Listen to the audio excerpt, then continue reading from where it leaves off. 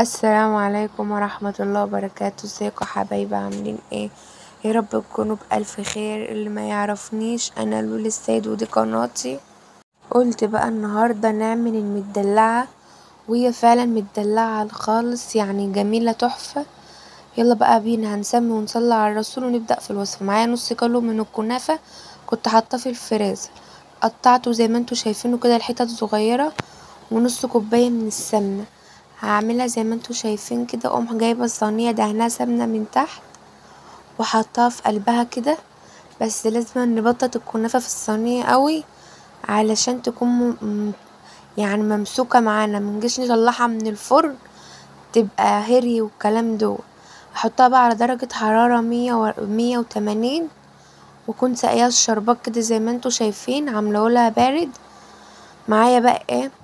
3 كوبايات من السميد البسبوسة، حطيت عليهم معلقة بيكنج باودر مسح، ومعايا نص كوباية من السكر ونص كوباية من السمنة زي ما انتوا شايفين.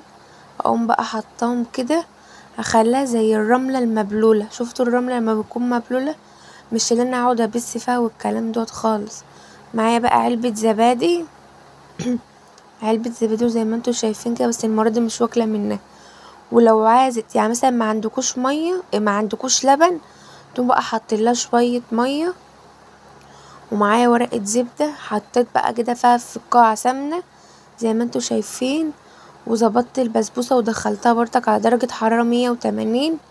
شربتها بيكون سخن اكن الكنافه، شربتها بخليه بارد خالص زي ما انتوا شايفين كده. كانت دايبه حبايب قلبي. معايا بقى الكريم الشانتيه، كوبايتين كريم الشانتيه على كوباية سكر بودرة على كوبايتين مية.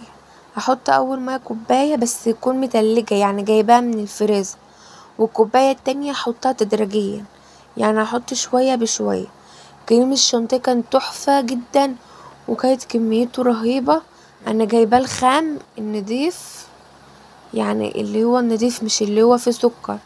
انا جايباه الخام اللي هو بقى زي فيه نسبة مرارة كده زي ما انتوا شايفين. افضل اضرب اضرب اضرب بالهاند بلندر.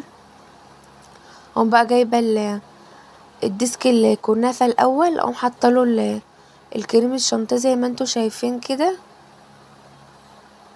بسم الله ما شاء الله، يعني جميله.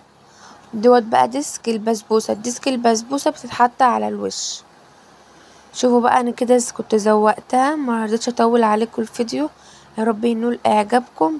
متنسوش اللايك. دمتم في رعايه الله. السلام عليكم ورحمه الله وبركاته.